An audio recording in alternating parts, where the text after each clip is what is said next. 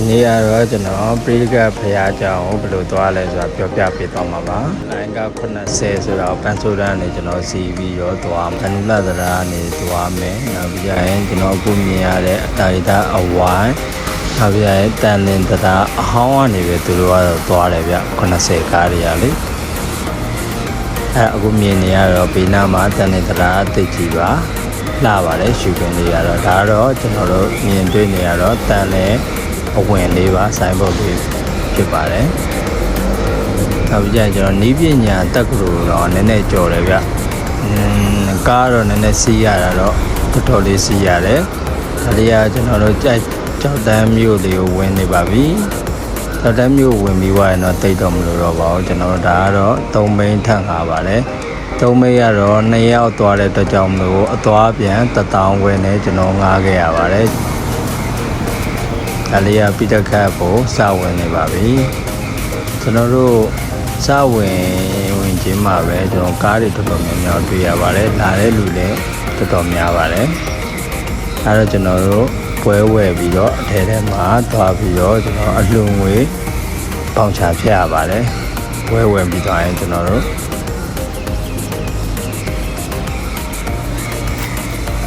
အဲလေးကတော့ဒါပေါင်ချဖြတ်နေရပါလူငွေရတော့သူတို့က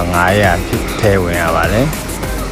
အခုမြင်နေရတော့ကျွန်တော်တို့အုံဒီကိုဝယ်လာတဲ့ပွဲတွေကအုံဒီကိုသူတို့ကိုယ်တိုင်ခွဲပေးတာပါနောက်ပြန်ကျွန်တော်တို့သွားပြီးတော့ဆူတောင်းပါမယ်အားလုံးကတော့ဆူတောင်းပြည့်ကြရတယ်ဆိုပြီးတော့လာကြတာကျွန်တော်တို့လာတော့မှထမင်းစားချိန်လေးနဲ့ကတ်နေရတော့မှလူတွေကများပါတယ်နေရတော့တော်တော်ပူတယ်ဗျဒါတော့ကျွန်တော်ပွဲစီနှုံးလေးသွားမေးနေရပဲဖြစ်ပါတယ်။ပွဲဘယ်လောက်လဲ။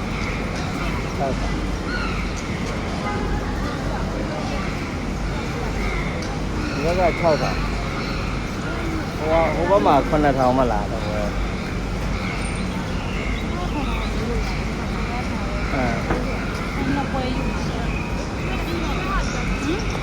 ပြီးတော့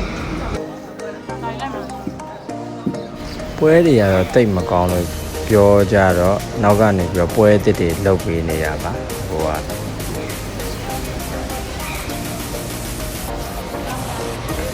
ဆူတောင်းတဲ့လူကကျွန်တော်တို့စနေနေ့တောင်မှများတယ်ဗျ